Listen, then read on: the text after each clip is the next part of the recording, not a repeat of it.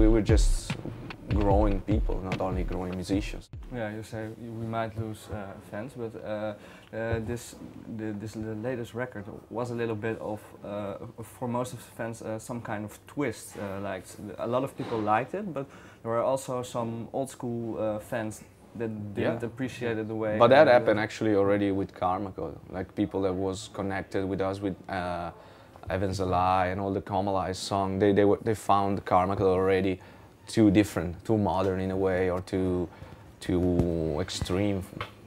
Not really extreme, but maybe too heavy for them. So I think every record you win and you lose a little bit. Sometimes you win more, sometimes you lose more. But in general, I think, for example, this record, it can open ourselves to a much wider audience in a way. Even if maybe some of the old school fans might also not like it, but we're seeing it right now that we get a lot of more young people in the crowd that we never had before. So it means we've been able to refresh in a way. We still have our loyal fans, the very dedicated fans which never abandon the band in a way, but we also got new people coming over. So we might lose some, but we also have other people to come aboard. So yeah. I think it's part of the career of a band. You know, it's normal, I think. Yeah, when you're seeing more younger fans in front of the stage, do you feel that also takes a different approach?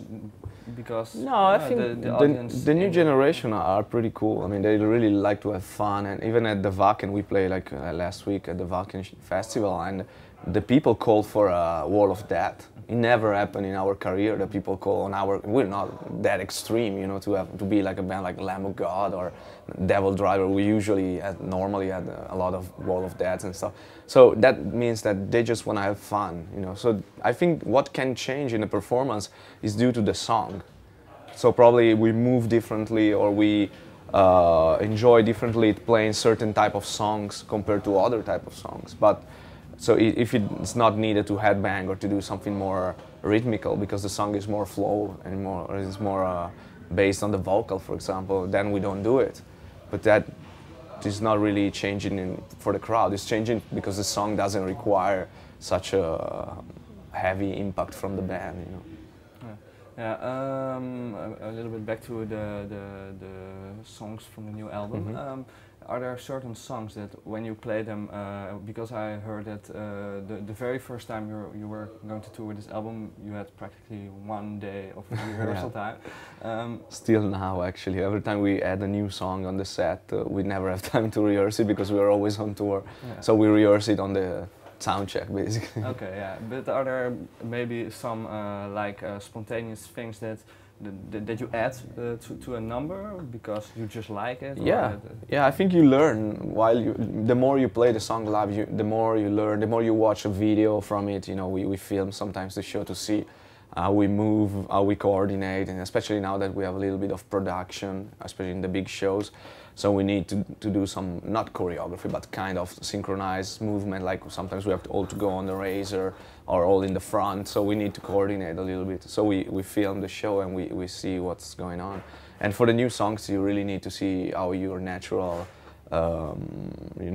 way of moving, if it's over-exaggerated or if it's appropriated for the type of songs, you know.